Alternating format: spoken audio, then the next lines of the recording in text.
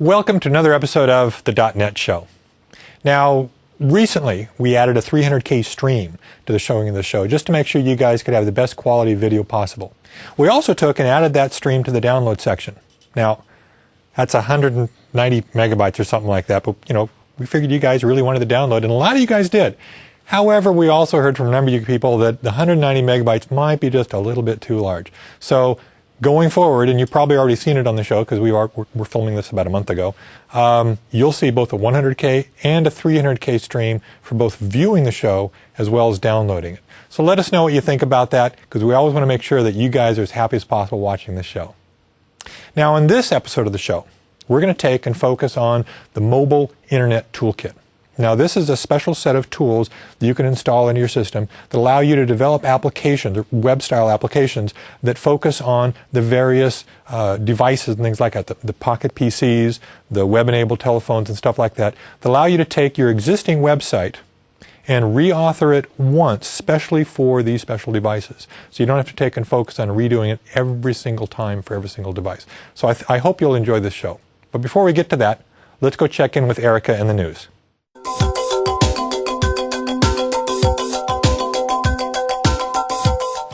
Hello, I'm Erica Wiechers. Welcome to the MSDN News Update. In February, Microsoft and IBM announced the formation of the Web Services Interoperability Organization. This cross-industry initiative, formed along with other leading technology companies, is designed to accelerate the development and deployment of interoperable web services across a variety of platforms, applications, and programming languages. The mission of WSI will be to provide implementation guidance to support customers deploying web services, promote consistent and reliable interoperability among web services, and articulate a common industry vision for web services capabilities. Also in February, Microsoft Press and Amazon.com launched a new .NET Bookstore Resource Center, showcasing the many new Microsoft Press .NET books for developers. The site offers two ways to find books and information, by technology and by skill set. To further Microsoft's commitment to the academic community, the company released Microsoft Visual Studio .NET Academic, an enhanced version of Microsoft's Visual Studio .NET that allows computer science faculty and students to easily build course development and instruction on .NET for all levels of computer science education. Visual Studio .NET Academic includes new faculty and student tools for teaching and learning rapid application development on the .NET platform. Members of the MSDN Academic Alliance will be the first to receive the new software. The Terrarium game, which was one of the subjects of a previous episode, was released in February and downloaded by more than 9,000 developers just 1 week after its launch.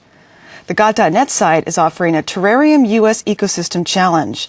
If you enter an herbivore or carnivore between March 4th and April 11th that exceeds a population of 200, you will be entered into a sweepstakes to win prizes such as a Microsoft Xbox or top Microsoft PC game.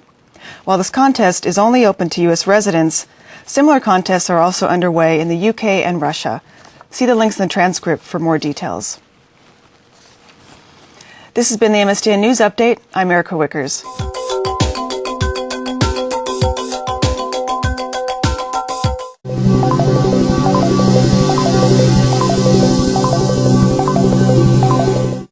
Welcome back. Like I mentioned, in today's episode, we're going to talk about the Mobile Internet Toolkit and how it can assist you in writing web pages and functionality that addresses various mobile devices beyond just a standard web page you might have in your browser. Here to help us think about these issues and describe what the Mobile Internet Toolkit is Susan Chory, a lead program manager for the Mobile Internet Toolkit, and Matthew Gibbs. He's a lead developer, or head geek, as you might call him, for the Mobile Internet Toolkit.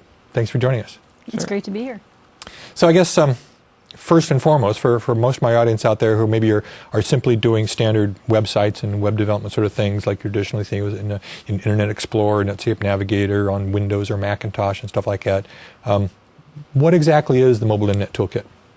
The Mobile Internet Toolkit is an extension to ASP.NET and Visual Studio.NET that lets a developer easily target all the different types of mobile devices.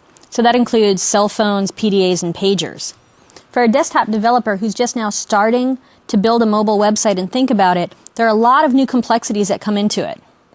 Most desktop developers have already lived through the debate between do you set up your screen or your website for 640 by 480 over 800 by 600? Do you require your user to have cookies? And those sorts of issues. And they pretty much have an optimized site and a vanilla website today. When you start looking at the number of devices you have to deal with in the mobile space, you go from a 2-line text-only cell phone to a rich pocket PC, and then you move on to the RIM BlackBerry devices, the Docomo devices in Japan, and you suddenly are dealing with a whole new host of issues and new markup languages. So for example, the Pocket PC supports HTML. The cell phones in the US and Europe primarily support WML or wireless markup language, and the Docomo phones in Japan support CHTML or compact HTML. Well, if all the different markup language isn't enough, you have all the different screen size resolutions to deal with, pagination for different screen sizes, and one of the things that happened is the browser implementations of the different markup languages, in particular WML, are incredibly diverse. So a developer really has to code to every browser that supports WML to actually make sure their site will work on all the different devices. So what you're kind of saying, they're like using the ASP.NET model. I can take and instead of just taking my website and allowing it to work on different browsers using ASP.NET, I can now also make that same website work on different desktop machines as well as different devices like this? So with the Mobile Internet Toolkit, you get a new set of mobile ASP.NET controls. These mobile controls enable you to build a second mobile presentation layer. So you build one presentation using web forms for your desktop and a second presentation layer for all those mobile devices we talked about. The one great thing about it is that you're still using the same middle tier XML web services business logic for both of those different presentation layers. The Mobile Internet Toolkit provides those new set of controls, and it also provides the integration into the Visual Studio.NET IDE, so you get the same drag and drop environment. So I guess from a concept standpoint then, since a desktop browser is big and rich and fully functional, to even think about trying to take something like that and in a one-stop shopping model, get it to work on one of these guys is, beyond question. You just can't do it. And so you're taking the approach of saying, okay, let's stop back and think about taking to a lower form factor, a smaller screen size resolution, but rather than having to target each one separately, let's just target these as one style of device because you're getting close enough. Because, the Pocket PC is a pretty big screen, and even the BlackBerry device is a pretty big screen, but some of these guys have, puny screens. And it would be impossible, I think, to take and try to get a website. And I can see, something like Microsoft.com working on one of these guys like that as it currently is. Well, that's a great example, is really the applications that people are building for the mobile websites have slightly different functionality. So there are lots of e-commerce desktop sites today, but when you think about e-commerce or mobile commerce, m-commerce scenarios on the cell phones, they're slightly different. So when I think about it, I'm out with my friends at a bar, we're trying to figure out what to do, and we suddenly have to realize, are there tickets available for the Yankees game? Or are there tickets for the theater? I don't have a laptop with me. I don't have a desktop connection. But in a bar, I'll usually have my cell phone. I can whip it out, go to that site, and buy the tickets online. That's the kind of scenario that makes sense in a mobile device, and it's why we think that it makes sense to build that separate presentation layer for mobile-specific functionality. Mm-hmm. And what the Mobile Internet Toolkit gives them is that the developer can write that one mobile presentation layer, and they don't have to worry about whether it's Susan in a bar with her cell phone or somebody accessing, via a Pocket PC or a RIM BlackBerry device. The Mobile Internet Toolkit runtime just renders the appropriate markup based on the characteristics of the device. Or even a tourist in Japan using a Docomo device who's trying to book a ticket for when they come and are going to be visiting Seattle and want to know if they can get into a ball game then. Mm-hmm. And it's also, I guess, thinking about the type of information your website has on it, and probably don't need all that information sitting on a device like this. Right. Even in corporate intranet scenarios, I might want to get someone's phone number or email address from my cell phone, but would I really want to read the entire human resources handbook on a 2-line cell phone? Probably not. So it's really picking the functionality that makes sense and providing a really good UI for the phone. Because if it's a bad UI on a small device, people just won't use that. Mm-hmm. Now, I suppose some of the people in my audience probably currently aren't thinking about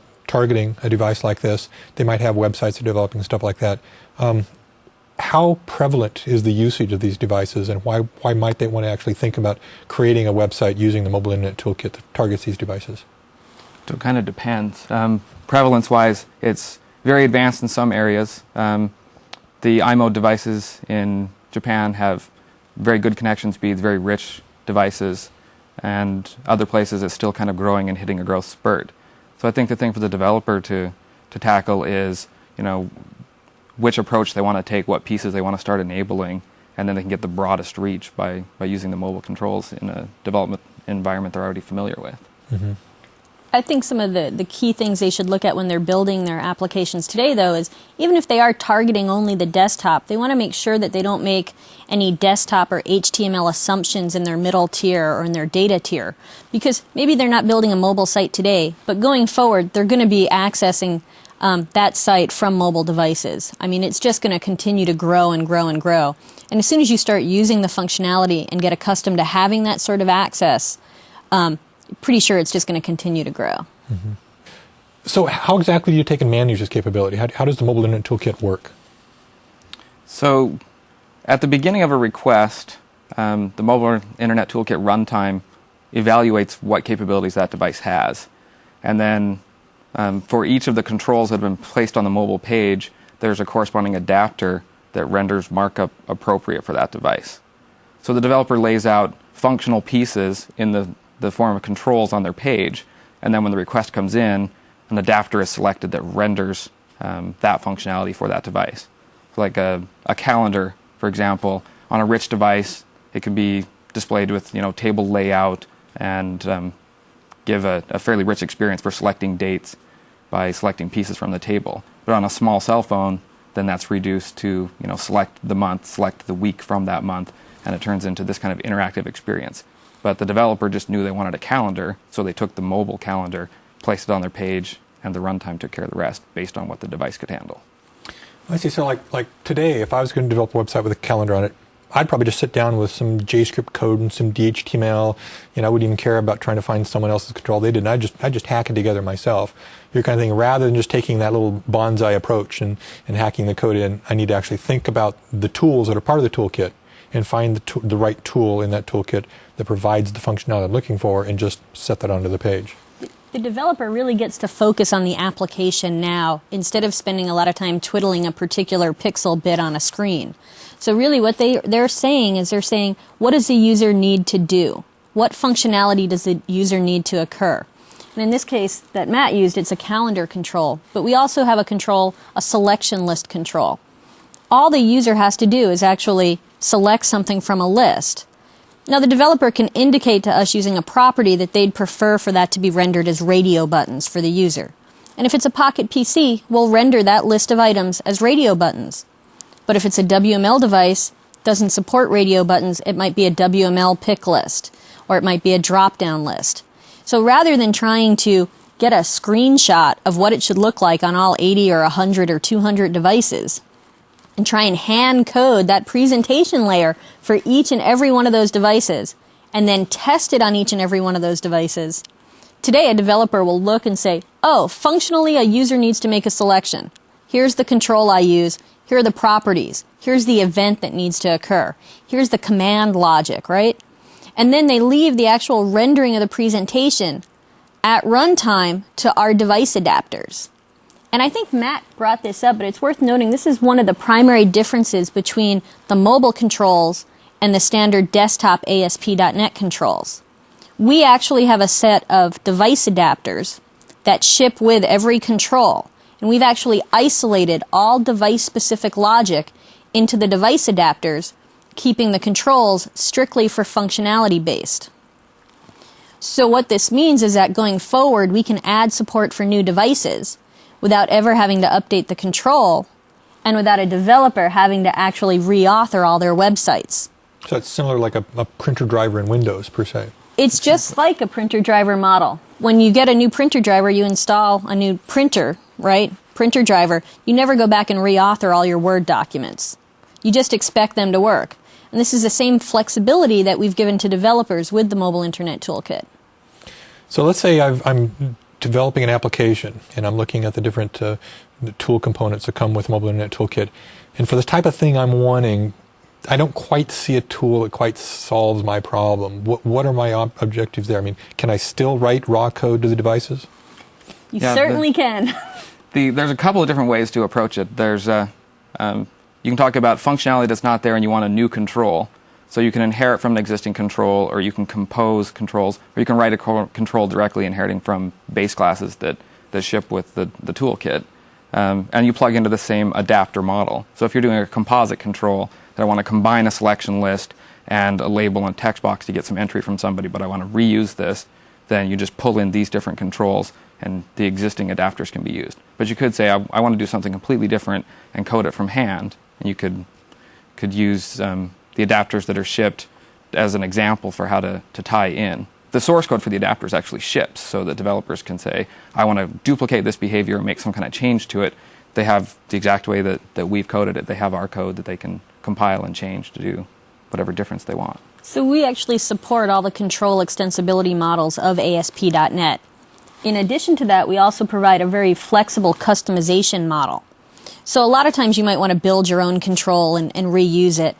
But sometimes you just say, 80% of my users are Pocket PC users, and I really want the experience on that device to be optimized, and I want to control what exactly appears on that device.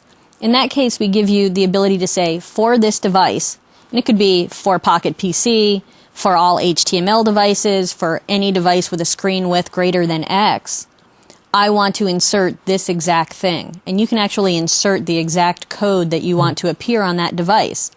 By giving you a programmatic way to do that, we give you a lot of freedom and flexibility, but you're still only maintaining a single code base for all the devices. Mm-hmm. The classic example is images, because people very quickly realize that some of the devices are color, some of them are black and white. And some don't support images at all. They largely mostly support at least images, but a WBMP file format or a BMP file format instead of the more common GIF and JPEG.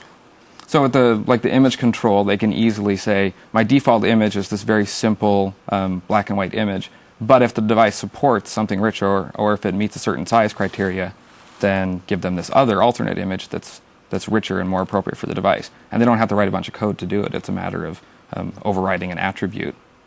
And even if a device supports an image, you might choose to omit it because the screen size is too small and you don't want to give up that much real estate on the screen. Mm-hmm. I suppose talking about devices and stuff, I assume there's a minimum bar at which a device has to be able to participate in order to see a page that's generated.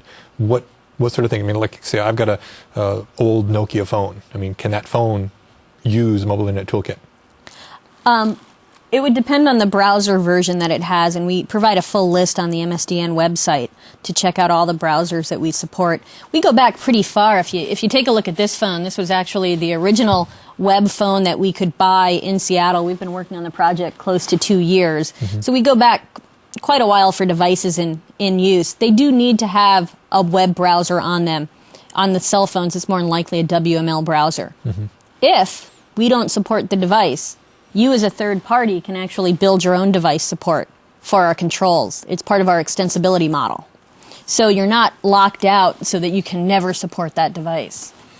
So as long as the device basically can access the internet in some fashion, either via a standard WAP style fashion or an HTML browser style fashion, something can be done to get stuff onto it. Mm-hmm. Yep. Okay. Moving forward, where do you see these devices moving? Do you see the cell phone, things like that, becoming more like a full-fledged browser, or do you see them staying within the small form factor where we're needing to have this Mobile Internet Toolkit style to approach them? We definitely see the plethora of devices continuing. So there are more and more high-end devices that have flip-top screens and larger screens. And then you see in the consumer space much more of the smaller devices and the screen getting smaller, but having more functionality on it. So we definitely continue to see more innovation in the device space, but we continue to see different innovation. So we think having to deal with all the different adaptive rendering is going to continue to be an issue. One of the benefits I think most developers will really like about the toolkit is our pagination property. One of the things that's very difficult to do in an XSL-based solution is actually manage the pagination for a 2-line device differently from a 12-line device. in the controls, you can actually set the pagination property equal to true, and then we'll handle paginating it for the different devices. When you say paginating, exactly what do you mean there? Well, for example, give me every pizza shop in New York, and that's going to pull up a list of thousands of pizza shops. And you're going to pass that information to the device in chunks of information. So you're going to give me the top 7 or the top 12 or the top 15. And so paginating it into those different groups of information is different depending upon the screen size of the device that you actually have. That's one thing to actually chunk the data up, but what we do is we actually manage the state of the user as they move through the list and provide the next and back navigation. So what's a pretty frequently used task of go retrieve some data, bring it back, and give it to the user, if you set pagination equal to true, becomes trivial from a development standpoint. As developers are developing their sites, what do you think is the most important thing for them to pay attention to? Probably the ability for them to reuse this middle tier. The kind of feedback we've been getting from people is that they have a fairly significant investment in a desktop site now, and they want to enable it for mobile. And there are certain pieces of functionality they want, and being able to access that same set of data in a middle tier that makes sense. So if they abstract this layer in the middle, then it's just as easy to get the data from a mobile device by fairly quickly putting together pages with the Mobile Internet Toolkit. They get broad reach across a lot of devices, so they can focus on the app getting to the data, because most of the more sophisticated applications are really just data-driven. Mm-hmm. I would actually say maybe a tie with that one, if not an alternative first choice for them, is the user interface on the actual devices. If you're used to building desktop devices, you start building big and complex devices. And, we have a lot of, controls that let you do data binding to huge data sets, and you can have commands on them, and you can do things. And if you step back and look at what will your user on the cell phone actually do, they more often than not want the simplest possible user interface. So you could use our image control and hook up all different images, but when you look at what the user is actually going to do on the device, on a 2-line cell phone, I just don't want to see a logo. That's not going to help me purchase something or get to the information I need. And so I think always simplifying it and going back to maybe less is more on a lot of the mobile devices is another pretty important thing to remember. Might be a tie. Might be a tie. So do you support things like animated GIFs and background sounds and stuff like that? With the customization model, you could. Yeah, I just had a question email a couple of days ago where somebody they knew that they needed to do some specific things to make things richer on the Pocket PC. So they wanted to send down client-side script to run. And we have a template they can use where they just say, I'm going to add something unique for this device here, and we send it down to the device. So they can still get that kind of hand coding and special effects to take advantage of what the device supports. Well, and I think the way some of the controls are built really to enable easy customization is pretty important too. When you look at our list control is basically built with a template in mind so that a developer could very easily customize the header and the footer for the list, as well as the item, the alternate item, and the separator. So that they could actually say, for devices that support this, I'd like the item to be blue, the alternate item to be yellow, to be separated by a table, to have a bolded header and a small footer. And because we built the control with that kind of template in mind, it's very easy for them to programmatically do that, to get a richer experience. Well, I think we're dealing an awful lot with kind of seeing the results of the functionality, the difference between a desktop website and a device website. So maybe right now would be a good time to take a break and then take a look and see the programming side of things and see how to develop a site using the Mobile Internet Toolkit. It'd be great. Do you have any last-minute comments you want to take and leave our audience with before we take a break? I would just like to say you should really check out the resources on MSDN. Take a look at the toolkit. There's a quick start in it. Look at the iBuySpy portal sample. It's been mobile enabled and all the code is there, and that's a really good example of the functionality. And that once you actually try it and build your first site without ever learning any WML, you'll probably be convinced. Thanks, Susan. Thanks, Matthew. Glad you could join us. Now, after this brief break, we'll be back and we'll actually see how to develop a website using the Mobile Internet Toolkit. So stay tuned.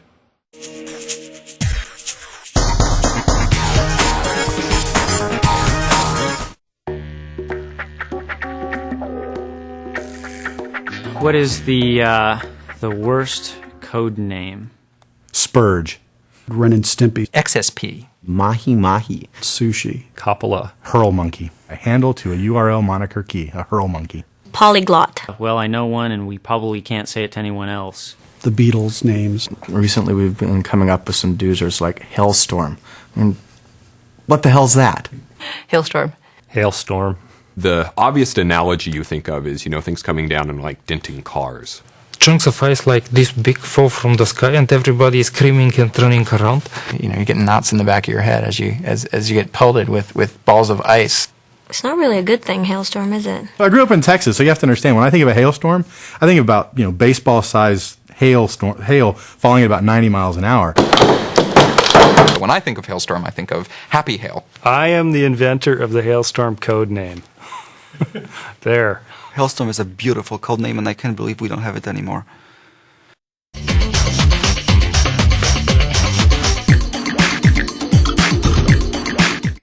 Welcome back. Now, you've already heard us talk an awful lot about the Mobile Internet Toolkit and how it makes websites easy to go to devices and blah, blah, blah, that sort of stuff. But what really matters to you guys is seeing some code. So let's spend a little bit of time and actually taking a look at some code for the Mobile Internet Toolkit to actually see how easy it is to take and target different devices using this. Well, we have Matthew and Susan again with us. So you've switched places a bit here. So Matthew, you've got a keyboard in front of you. What can you show us? So I thought first we'd start out looking at kind of the concept of the fact that the controls adaptively render to different devices. So I've got Visual Studio open. Adaptively render, that sounds like one of those big marketing terms. You mean it just works, right? It just works. But you use a control and it just works on 80 devices. Yeah, it's based on the characteristics of the device, the output is adapted. So what we've been referred to as the Adaptive User Interface Project. Your UI changes so it works on the device the person's using, but the developer just focused on, I wanted this functionality. Let's try one out. We'll make a new project. And we'll call it calendar, because that's what we'll try looking at the difference. So one of the things is once you install the toolkit, you get new project types installed for mobile web applications. That's what Matt was selecting there. I guess I'm so used to that, I just take it as a given. So now I'm in the mobile project here. One of the first things you'll notice is that it immediately populates a form for me. So one of the things that is available in the Mobile Internet Toolkit is the ability to have multiple forms on a single page. And at any one time, only one of them is active, so that you can transfer control between forms on the same page. It just seems to be a little bit better paradigm in mobile for being able to then encapsulate functionality by, I have a form that's going to do this, and the result will be displayed in this form. They don't need a separate page to do it. It's almost like a scrapbook kind of model, where they're all sitting there on one page. You just kind of put your focus on one or the other. Mm-hmm. What the forms really go back to is functionality chunking up your application. So for example, on a Pocket PC, you might want username in the text box and password in the text box and the command to all appear on a single screen, because functionally that's one thing the user has to do. But on a WML device, we would actually have to chunk that up because they don't support multiple text boxes on a single screen. So those are some of the reasons why we've created this multiple form per page model. Mm-hmm. So over in the toolbox, we have a tab for the Mobile Web Forms controls.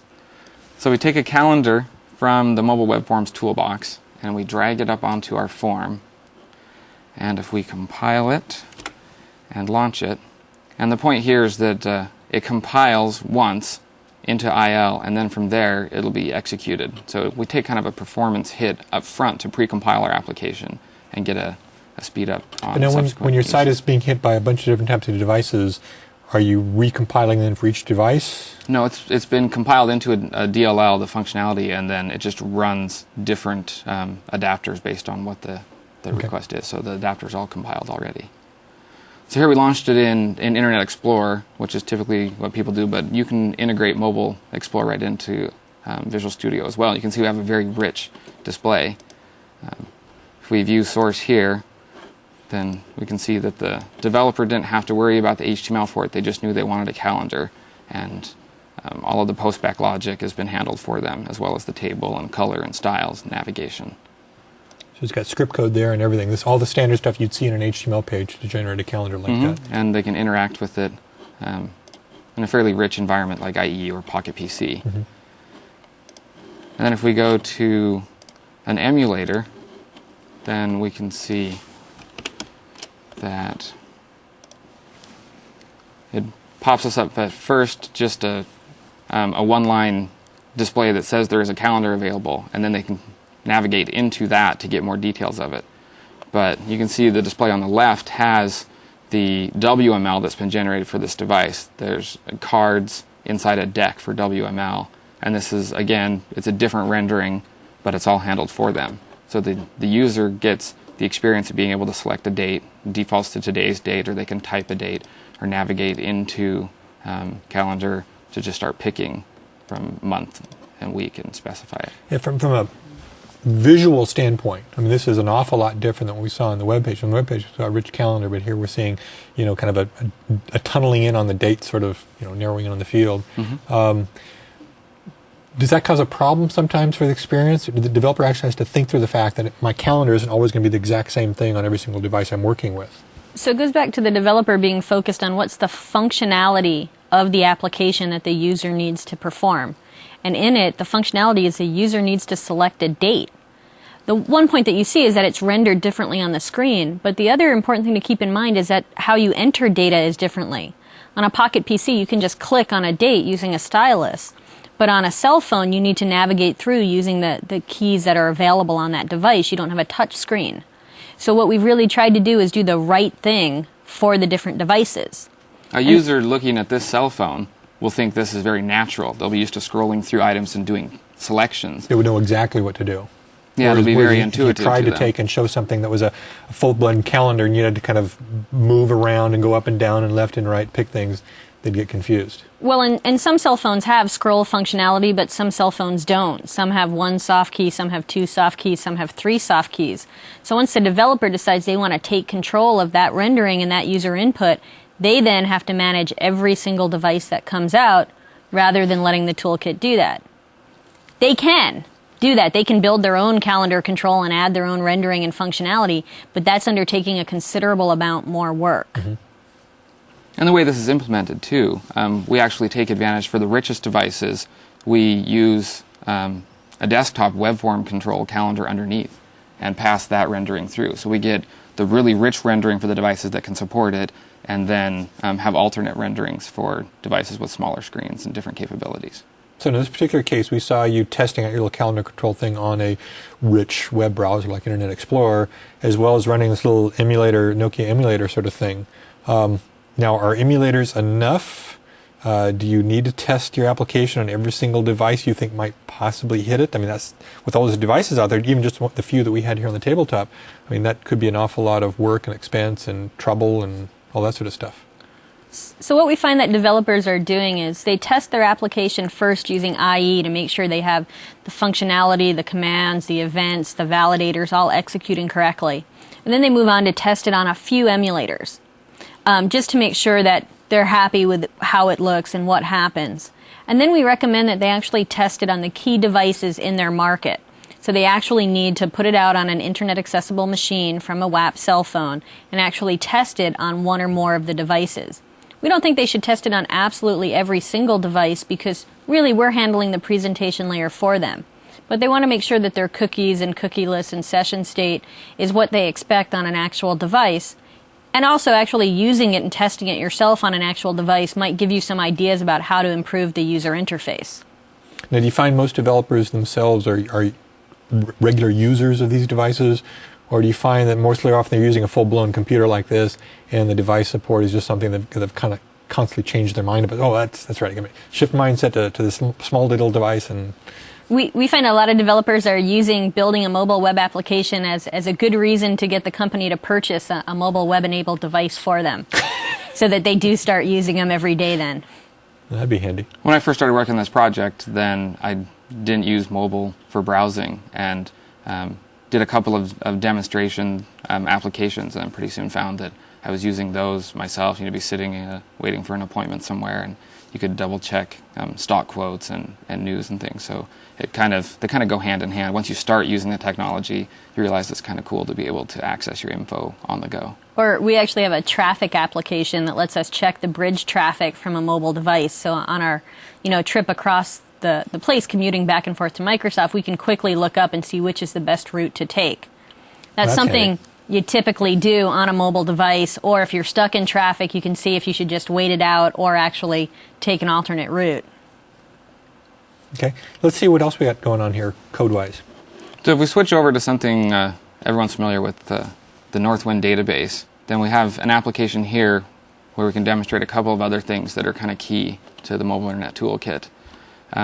So we have two forms here, one titled Employee List that we're going to bind an object list to so that we can view information about employees.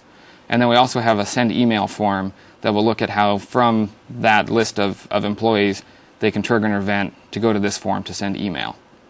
So if we go over and take an object list, which is a data-bound list. It's similar to the desktop data grid control, right? Yeah, you bind it to a data set and get a fairly rich presentation layer driven by a back-end database. And then we come set properties on it to get it to the database that we want. We take our data source. So that could be the same data source that I used in a desktop version of this website. And we'll say we're picking the employees. Yeah, and this middle tier of getting to the data is kind of key to both desktop and mobile development. And we'll say that we're going to take the last name. One other thing we want to select is the collection of commands, and we'll create a new command for send email.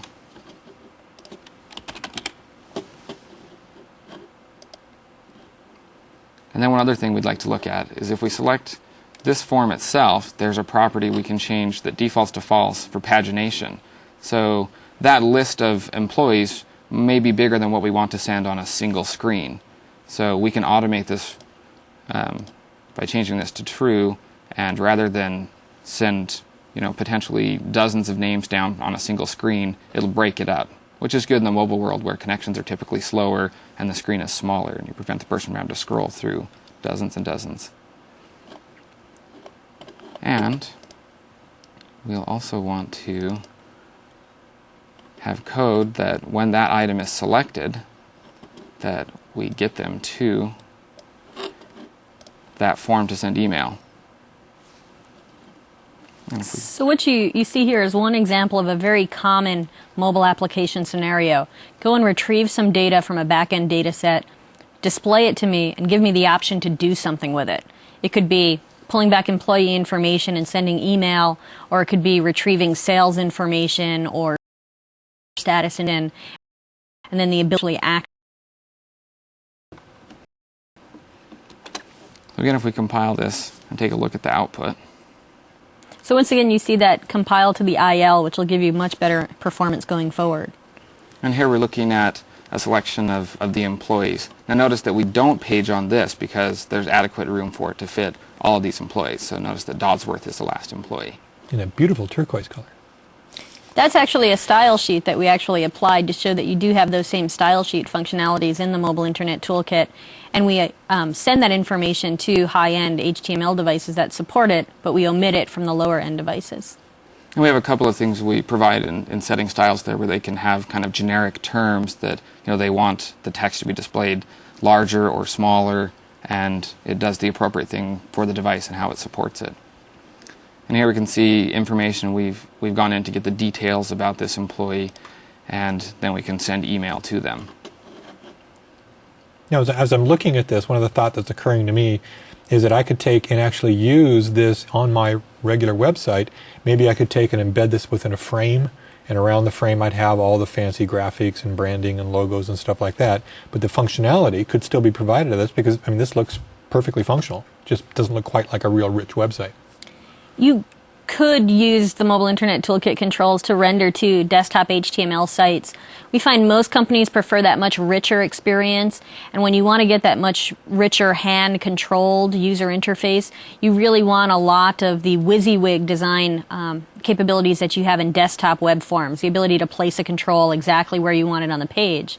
One of the things you notice in our designer is that you're actually arranging your controls in a linear fashion as they're processed. And so that fine-tuned control that people are used to on desktop web design would be a bit of a transition for them. Mm-hmm.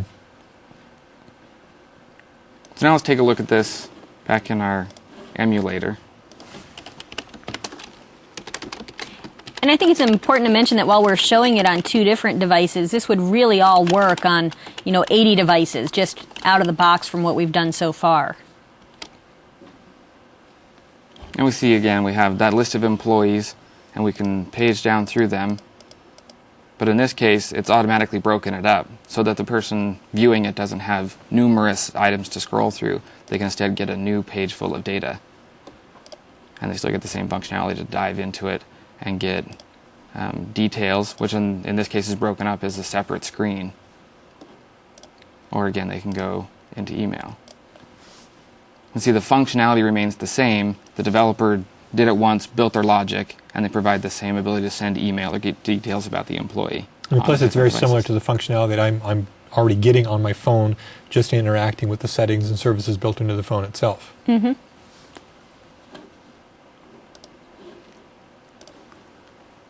So then if we kind of shift gears, we can go create a new one from scratch and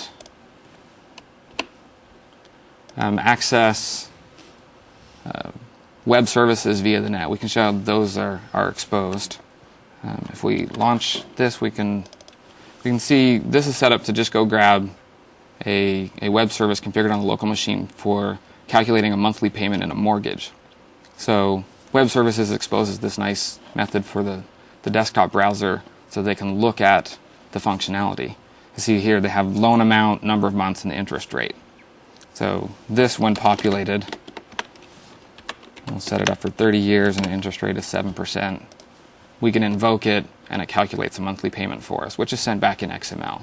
So we can consume these services from mobile applications the same way we can desktop applications. And if you've ever shopped for a house, when you're looking at the different housing prices and putting in a bids, it's something you would want to be able to know what your monthly payment is going to be. So it's a good mobile scenario.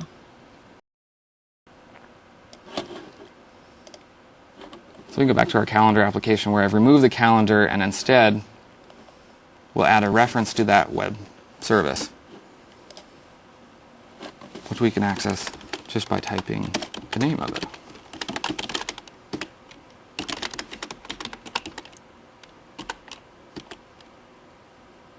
If I can remember the name of it.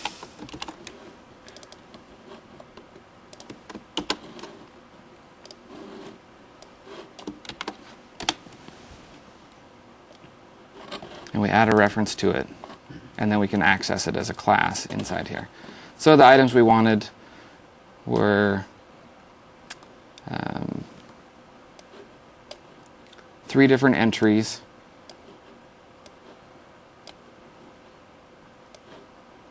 to gather the input from the user. And then we'll also want another form that we'll transfer them to get the output. And we'll need a command that they can use to submit that. If we go into the code that needs to run once they submit this form, and we see the service is available there. So we have service is equal to a new instance of that service. And it's all added to IntelliSense for us. And then we'll set the text of label 4, which is on that second form, equal to the value of calling calculate monthly payment. And because I did this in C#, then I use the parse methods to get the values out of those text boxes. Now, why couldn't you just take and refer to the text box.text directly itself? It's not going to implicitly cast it there from one type to the other for us. So we do an explicit parsing. Okay. So this is something different than I do on an ASP.NET website that I might be doing today. Because now I just do a 2-string on the end of a text box, something like that, and I can get the values out of it. We're casting it to an int or something. Yeah, in C# you do 2-string to get it from one form into a string. In this case, we're going the opposite way, so we're calling parse on it to get it from text, which will be a string, into a double. Now in VB.NET, this cast would have been done for us. Okay. So it's important to point out that we actually access the XML web services the exact same way as desktop ASP.NET. The difference here is the difference between doing it in C# and doing it in VB.NET. Yeah, this code would work exactly the same in a desktop web form, just to access that web service.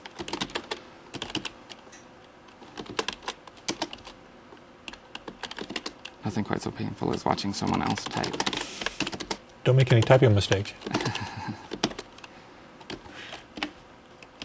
And now that we've set that label to it, then we want to change the active form to be the second form that we created.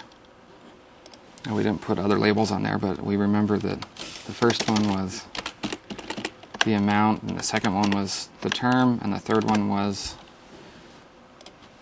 the interest rate. And we see that it invokes it for us and gets that. And this is also available to us on the mobile devices.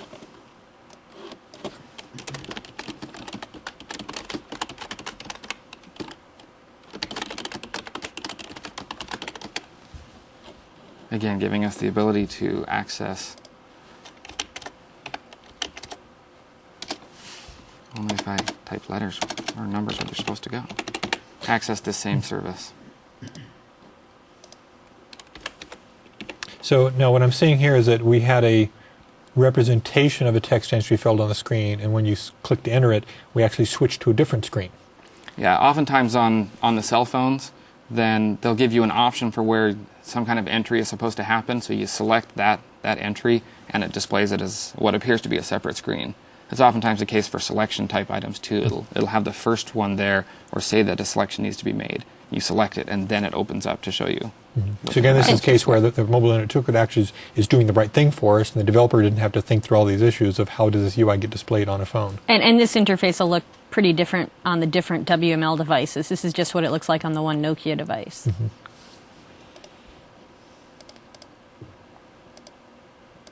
But it does really show a lot of the value of XML web services and the ability to just call them into your different user interfaces and use them in different presentation layers. Because once I invoke this web service hitting command, it doesn't know whether it's a cell phone or a desktop device. The XML is invoked, and our monthly payment comes back and gets displayed. Mm-hmm. So, I mean, I assume you've been working with developers outside the company quite a bit and showing this to them and getting some feedback from them and so forth like that. How are they taking onto the mobile internet toolkit? Really well, actually. We've been working with developers for definitely over 1.5 years, almost 2 years now, on the mobile internet toolkit technology. It's really great to go into companies that have currently built WML-only sites or have built sites themselves and tried to hand code for all the different devices, because the first thing they want is not to have to do that anymore. They walk in with these bags of devices they've been testing on, and it's kind of comical. Companies who haven't had that kind of painful experience building their own mobile websites, it takes a little while to understand the real value of it, because HTML is a pretty set standard. Building for the desktop's a pretty set process right now. But once they get using it and they realize how many devices they just get support for, for free, it just works, they really get on board with it.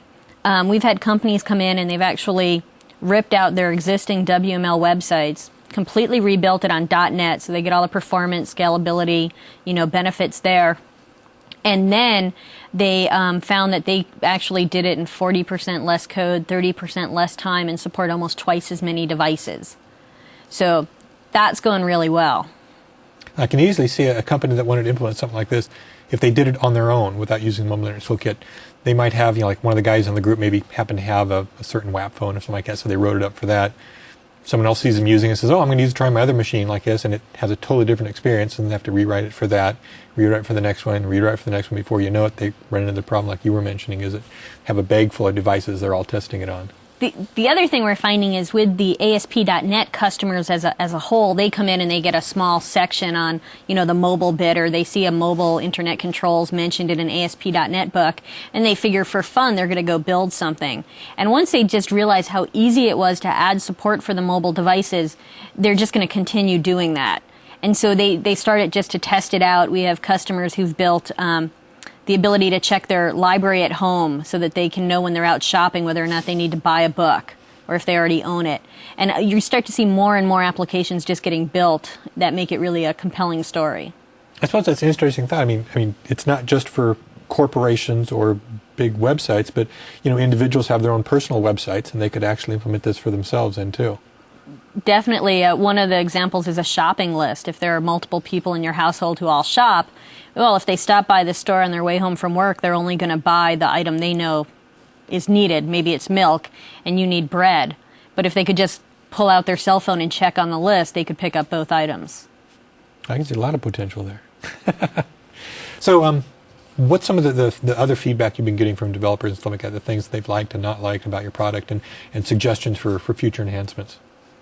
One of the concerns we've heard back is that when the developer is hand coding all this WML and trying it with a bag full of devices, they know that they're kind of in control, that they've tested with this, and if they can restrict for the corporate user their users to that set of devices that they've targeted, then they feel pretty safe.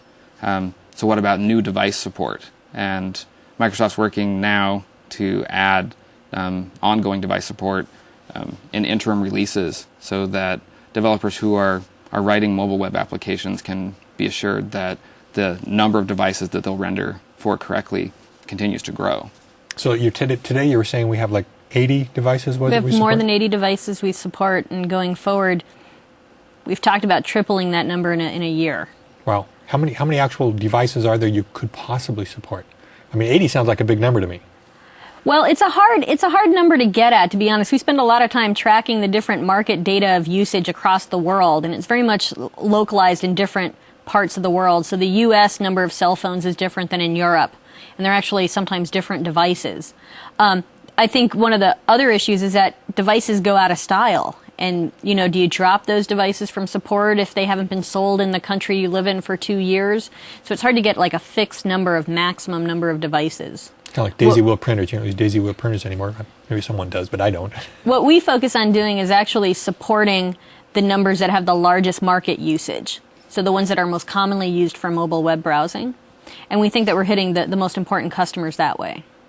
Now let's say you're a company out there and you produce a device. And it's not a device that's one of the big users out there, and so Microsoft has not yet chosen to write a implementer for it. If you wanted to, could you actually write the stuff necessary to allow your device to be supported with Mobile Internet Toolkit? Definitely. I think there's kind of two keys there. You could produce this device, and because the Mobile Internet Toolkit will look at the capabilities of it, it may render appropriately without the user having to make any changes at all when the device hits the market. But if your device has some new feature that isn't yet targeted, you could release a set of adapters. You could take the existing adapter source that we ship, you could add support for your new feature to it, and by releasing that, developers can install your adapters, and when your device comes in, they get even a richer experience taking advantage of that specific feature. So like if you're like let's say a hobbyist, and you had a Timex Sinclair or something like that, and you wanted to take and allow the Timex Sinclair to be supported, you could actually suddenly make this machine that was invented before the browsers existed still work as long as you could write the HTTP browser capabilities on it with Mobile Internet Toolkit, even though it's not a mobile device. Right. It's interesting. I think one of the other feedbacks we've gotten from developers is about the cookieless and cookied support and the session state management and forms authentication. Do you want to talk about that? Yeah, a couple of things we've done. Before we released, we got a lot of feedback from early adopters that we needed to support some method of authentication on the devices. And because there are limits on what the device supports in terms of NTLM or digest, this kind of thing, then we focused our efforts on forms authentication. So it's a familiar concept to people who are doing desktop development and we leverage the same kind of thing so that they can configure forms authentication and the ticket is carried for them. But lots of the devices don't support cookies at all. So we've gone through some significant amount of massaging to get that ticket that shows the person is authenticated carried around from page to page so the developer doesn't have to worry about it. So you're actually then maintaining the cookies on the server, I expect, with just like an ID that's associating with the cookie bundle on the server, or what? Some devices access the internet through a gateway, which will store the cookies for them. In the case of forms authentication, we actually take and move the ticket out of a cookie, use query string and hidden fields and this kind of thing to get the ticket carried around and refreshed appropriately. That sounds pretty complex. But it's now abstracted from the developer. So for the developer to use that forms authentication now without cookies is relatively easy compared to having to write all that themselves. Mm-hmm. The other thing that we've gotten feedback on is the way that view state is managed. People are used to being able to send view state in a completely stateless way down to the browser and then back up to the client for desktop.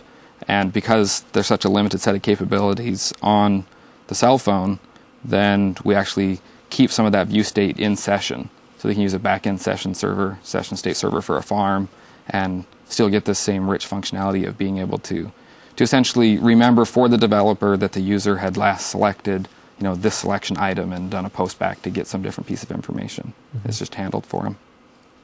So what are some of the more interesting examples of websites you've seen developed for the mobile devices? One of the sites we saw was the ability to purchase hockey tickets, last-minute notification, there are tickets available, do you want to go? And they actually built a custom control to choose your seat out of a seat arena. So they built this control that renders as a graphical image map on HTML devices and renders as a selection list that you walk through on lesser devices. And so the ability to be notified that there are tickets available from an e-commerce site, browse to that site, purchase the tickets, choose what seats I want, how much I want to pay, and then pick them up on site is a pretty nice example.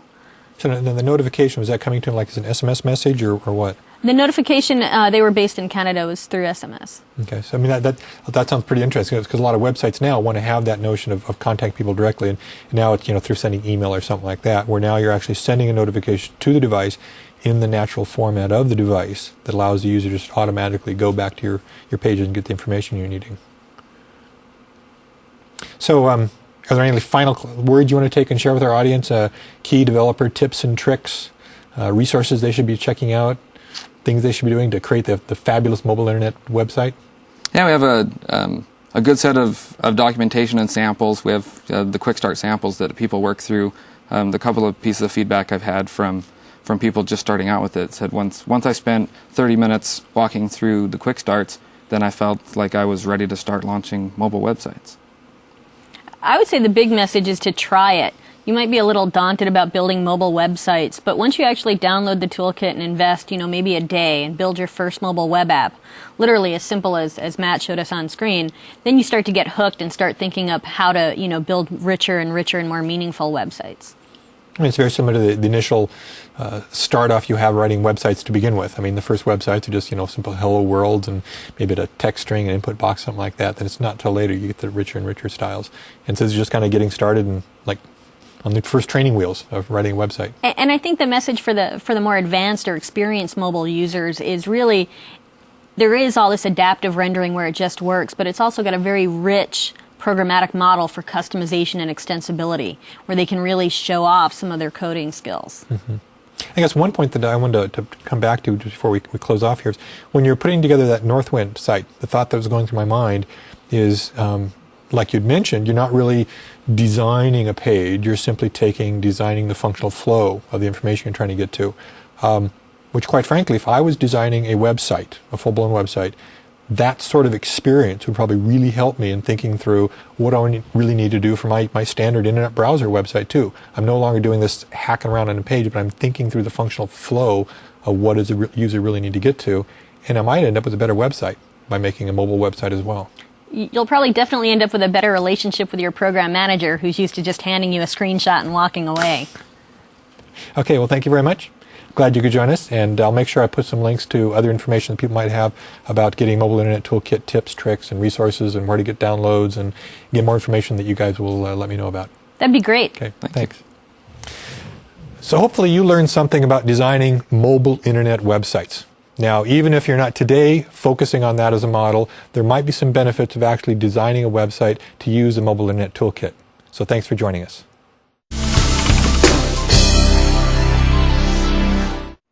Microsoft doesn't just focus on the products and technologies of today, but has an entire research department devoted to improving the user experience and reinventing computing, if you will, 5, 10, 20 years down the road.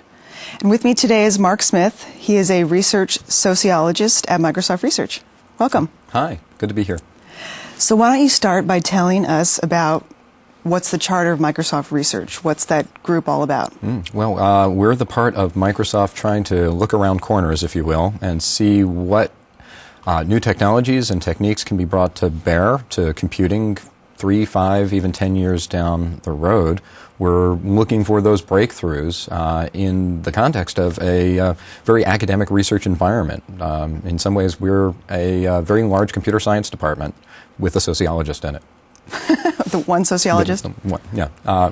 So we're looking at a variety of aspects of computing, trying to find out what the next step is. What would Windows look like in 15 years is one of the things that we might look at. What are some examples of projects that are going on currently in research? The list is very long. We recently had a fair that showed off many of the demos of our projects, and there were over 150 of these demos, so it's hard to know where to start. Everything that runs the gamut from very hardcore computer science, like compiler design and programmer productivity tools, all the way to signal processing, video analysis, trying to make cameras smarter, all the way to things like what would happen if everybody had mobile devices. So exploring new technologies for mobile devices and the kinds of services and tools people will want to use with them. So any emerging technology probably has a project around it at Microsoft Research.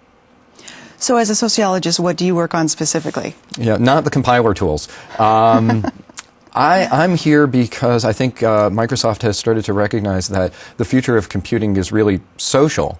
It's about people talking to people and groups of people interacting through computer tools.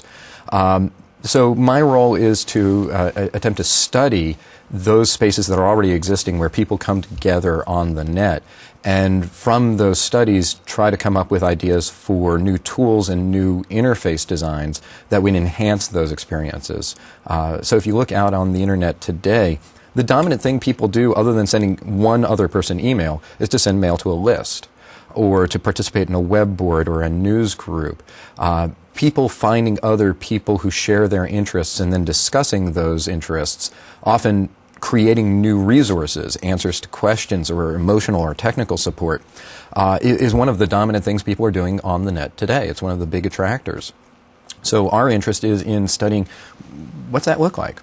How many people are doing that kind of thing? And what kinds of challenges do they have in pursuing that kind of work on a computer today? The interesting thing is that most of the interfaces to those kinds of environments haven't changed much in 15 or 20 years. Maybe there was a delay while sociologists got involved, but there are lots of social processes that groups of people rely on in physical places that are missing or very strongly limited in online environments. So things like history and context, what happens in this place, what has happened here before, who are these people, how often do they come back? These are not questions that existing interfaces to places like social cyberspaces really provide. Our interest is in providing those kinds of tools. So where do you see the uses of collecting such data for the future? Well, as more and more people move into these spaces, they need better tools to help them navigate them. So we like to say there are 4 big tasks facing anybody who's interested in participating in an online community. You have to find them. That's a big task. And the problem with finding them is that often you find too many of them. So first they're hard to find, and then when you find them, you have to figure out which amongst thousands, literally hundreds of thousands, of news groups alone, let alone mailing lists, are appropriate for you. And that's with a tool that doesn't really tell you anything about them before you get in there. So just for Microsoft customers alone, Microsoft has 2,315 news groups devoted to almost every product it manufactures. So knowing where to go to get an answer is a problem right there. So we call that the discovery issue, and we're working on that, trying to help people find where to go. If you find where to go, you then have the selection problem. In our most popular news group in the last month, the Microsoft Public Windows XP General News Group, for our most recent operating system, had 31,000 messages in it. 8,000 people went there. Wow. In 1 month alone. I don't think any of us has the time to consume all those messages, and yet there are probably flecks of gold in there. There's really good knowledge. We have some of the brightest customers on earth, a lot of talented people. So when those people come together and they talk to one another, there's a lot of value. The problem is it's obscured. Separating the wheat from the chaff is a really hard problem. So we're working on selection tools. How do you know what to bother to read? Very few of us have a lot of spare time. So having selected a message, we then want to address the issue of evaluation. How can you tell whether or not what you're reading is really valuable? And in some cases, what you're reading could be dangerous.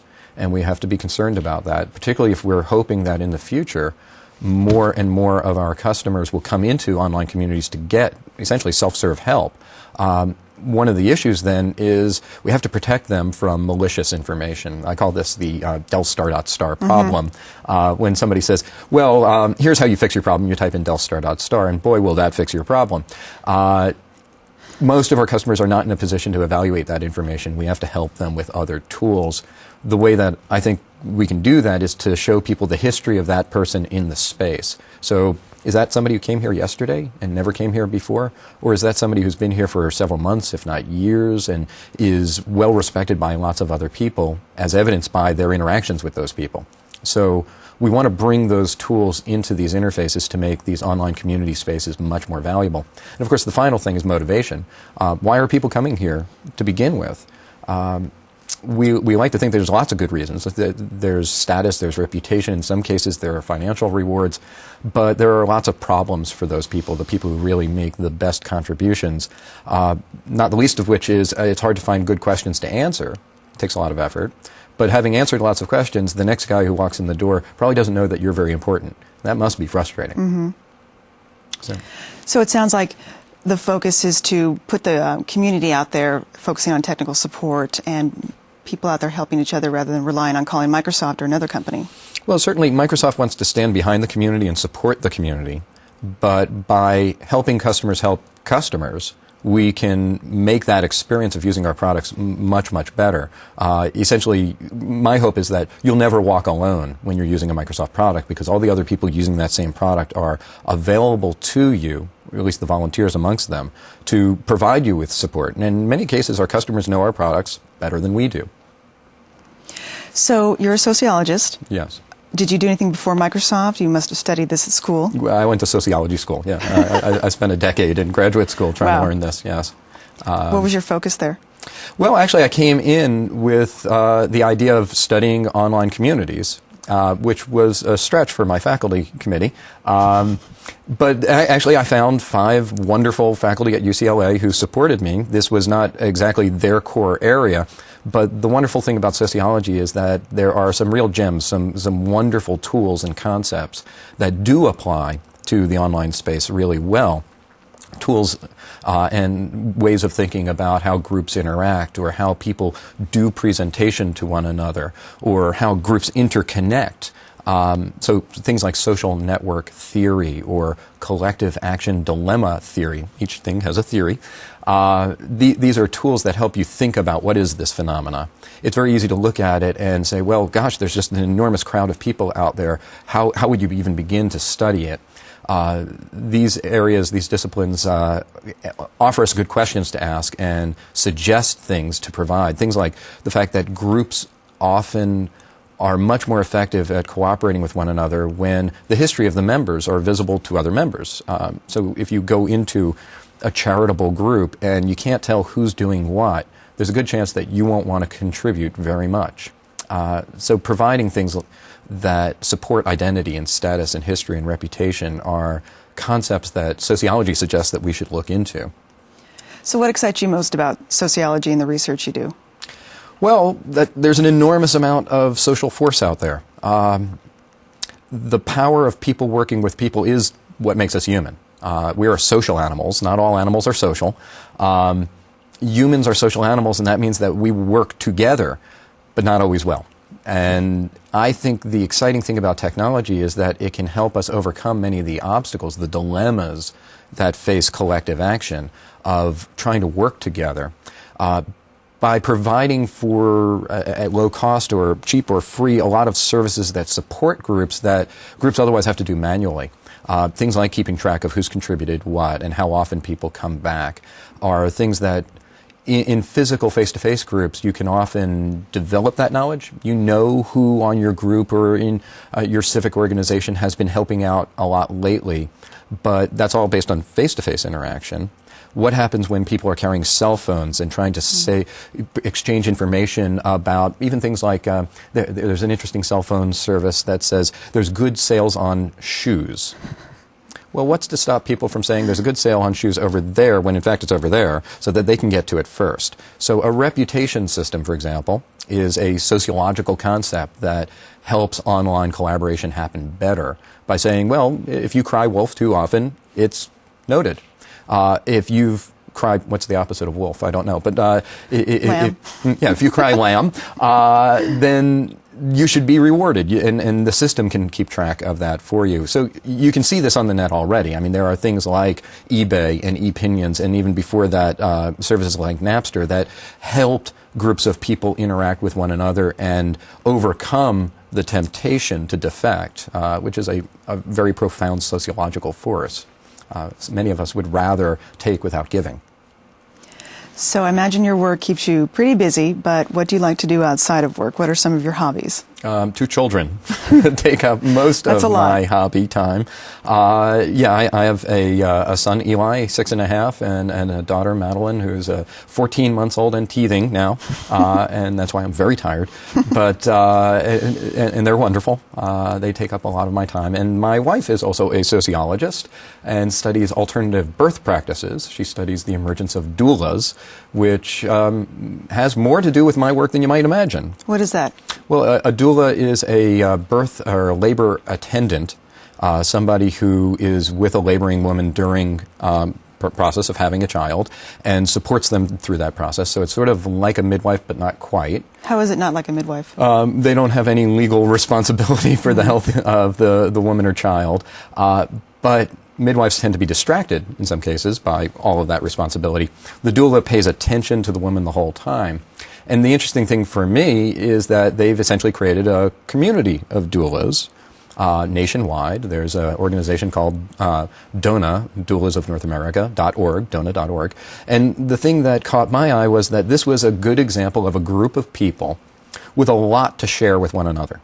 A great desire to talk to one another and share information and even build up databases of useful data like where is a good parking spot at this hospital, or which doctors should we particularly support or should we watch out for. What do you know, a good question might be, I'm about to support a woman who speaks another language. I want to provide her with a book. I don't know what book to give her. And the thing that caught my eye was that this group of people had very few tools out there on the net to help them collaborate.